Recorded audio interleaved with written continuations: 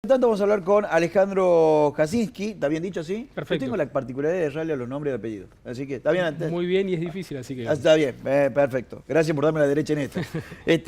Alejandro, bueno, has llegado para presentar un libro que tiene que ver en el marco del Festival de la Palabra, pero un libro que tiene que ver con datos duros, con datos históricos, que tienen que ver con lo que nos pasó.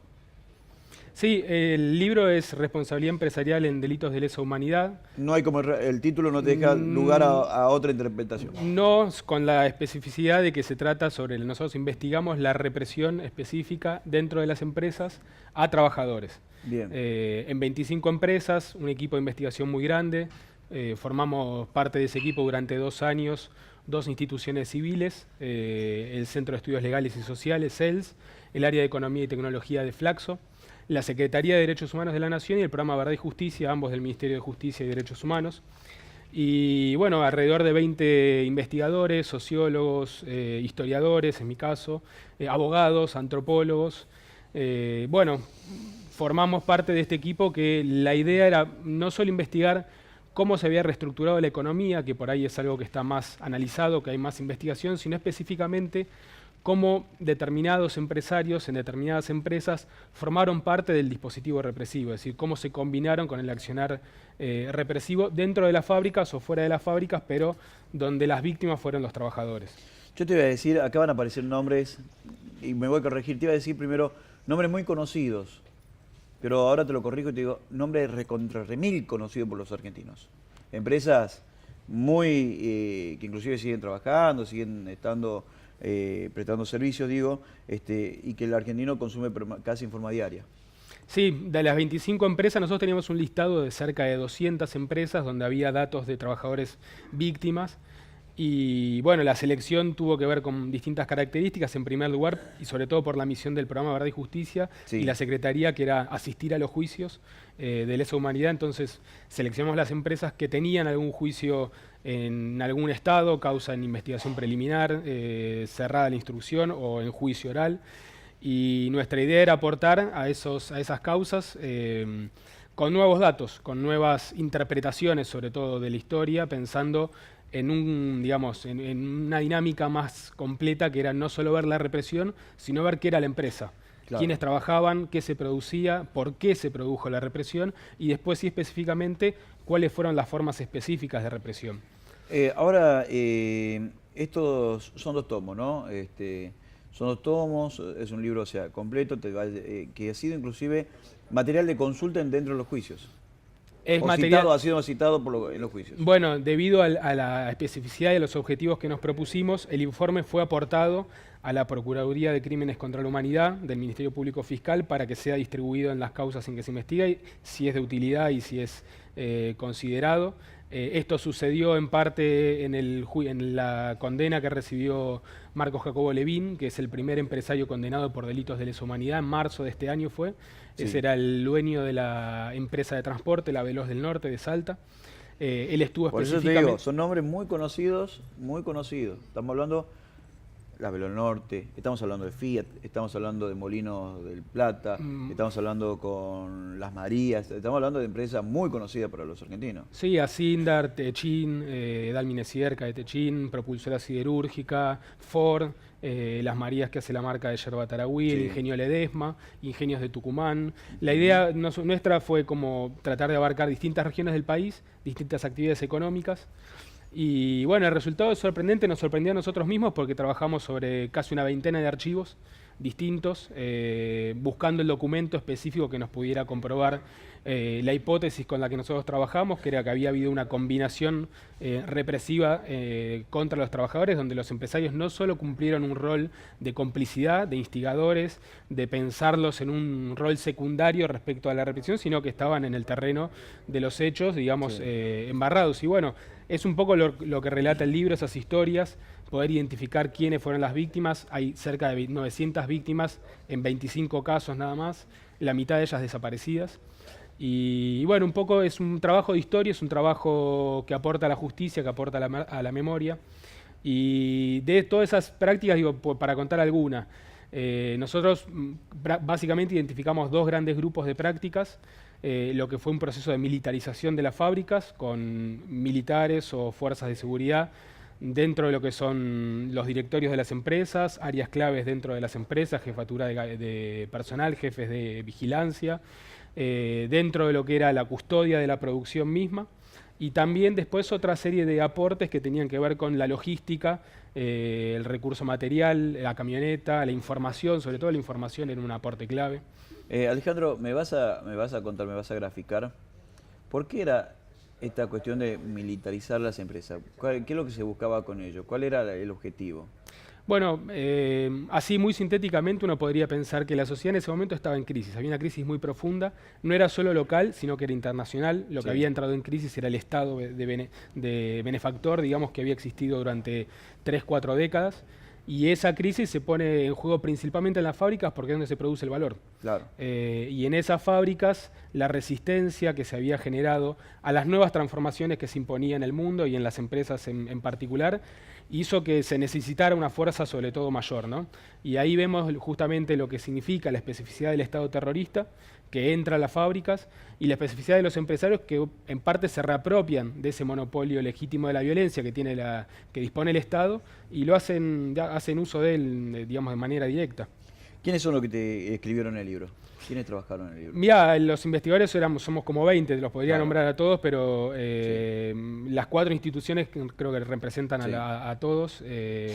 Repito, es el CELS, el Área de Economía y Tecnología de Flaxo, la Secretaría de Derechos Humanos y el Programa Verde Justicia. Lo cual es muy interesante, digo, la mirada interdisciplinaria de varias instituciones, no solo el Estado y no solo la sociedad civil, sino el trabajo en conjunto, ¿no? Y lo importante un poco es que también están disponibles para descargar, para lectura y la difusión masiva. Está bueno, es importante. Son 2 tomos que están, 2 archivos PDF que se pueden descargar de un blog que es empresasydelitosdelesa.blogspot.com. Ahí van a ver también noticias de las presentaciones. Recientemente la Comisión de Derechos Humanos de las Naciones Unidas saludó la presentación del informe, es decir, que colaboramos también en un plan internacional, porque esto tiene que ver también con la relación entre las empresas y las violaciones a los derechos humanos en general, no solo las graves violaciones y los crímenes de lesa humanidad, sino todo lo que tiene que ver con violaciones a los derechos humanos.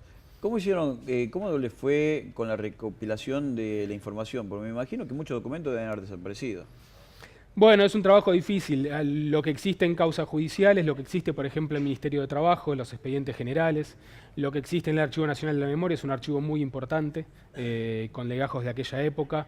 La Comisión Bicameral, por ejemplo, de Tucumán tenía también un montón de información sobre denuncias que se hacen en ese momento y que por ahí en algún momento pasaron de largo porque había otras prioridades en materia judicial. Y bueno, en este momento uno revisando a contrapelo un poco los documentos se encuentra con esta información que nosotros volcamos en el informe. ¿Qué le agregarías vos a este libro? Ya pasado un tiempito, ya decantado. Viste que siempre siempre hay algo nuevo que te surge o tenés otra mirada o algo pasó y dijiste, pucha, si yo lo hubiera puesto a eso, capaz que la causa hubiera tomado. ¿Qué es lo que decís vos? Le tendría, o sería materia pendiente para un próximo encuentro, con un próximo libro? Bueno, mira, como historiador, te digo, me ha pasado con otro libro anterior por ahí que uno lo mira y dice, a esto le falta, tendría que haberlo escrito de otra forma. Este libro cumple con lo que nosotros nos propusimos. En ese sentido, el aporte de material y de interpretación de lo documental, sobre todo al ámbito de la justicia, para nosotros era fundamental aportar esa mirada y creo que cumplimos con eso muy bien. Después sí, faltan muchísimos hechos, muchísimas empresas a investigar que no pudimos, digamos, incorporarlas porque es una cuestión de tiempo y fuerzas de investigación, digamos, ¿no? Sí. ¿Qué otros libros escribiste? Un libro sobre una empresa del norte de Santa Fe, de La Forestal, que era una empresa de tanino. También investigué toda la historia de la empresa, pero en particular escribí sobre una masacre que hay en el año 18, en el año 21, de un ciclo de conflictividad que se abre en el 18. Básicamente un poco de la misma perspectiva, porque uno lo que resalta es la forma en que la empresa participa de la represión. Hay 600 personas fallecidas, asesinadas. 600 personas fallecidas. Trabajadores en ese momento. El único que se animó a calcular eso, que era un periódico, el periódico La Vanguardia, habló de 600 trabajadores asesinados. Y entre otras cuestiones, por ejemplo, muy vinculado a esto, la empresa financió una fuerza represiva estatal que había creado el gobierno provincial, democrático en ese momento, de la Unión Cívica Radical, Y el decreto de creación mismo decía, ¿no? Se le agradece a la empresa, la forestal, que financie esta fuerza represiva y yo documento cómo esa fuerza represiva masacra directamente, digamos, a los trabajadores, ¿no? Cumple con el rol para el que fue creado. Exactamente. Bueno, era muy loco, digo, pensar cómo eran las relaciones matrimoniales prácticamente ahí de carnales entre lo que era el Estado y las grandes empresas, y que yo siempre sostengo de que cuando buscan el porqué, qué nos pasó en esas épocas, y bueno, yo te decía, esto tiene una explicación de qué nos pasó y por qué se dieron las cosas que se dieron, ¿no?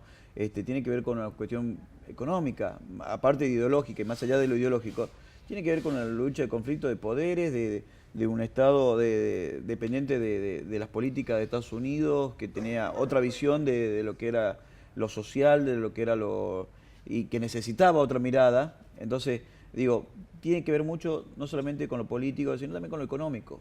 Entonces, saber cómo se comportaron las grandes empresas nos da un panorama del por qué se dieron las cosas. Es mi opinión, no sé, vos me vas a corregir. No, es que nosotros justamente complementamos todas esas investigaciones que plantean cómo se cambió el modelo de acumulación económico a partir del 70, ¿no? La valorización financiera, la deuda externa, los negociados, las privatizaciones posteriores, digamos, todo de alguna forma va arrancando en ese momento.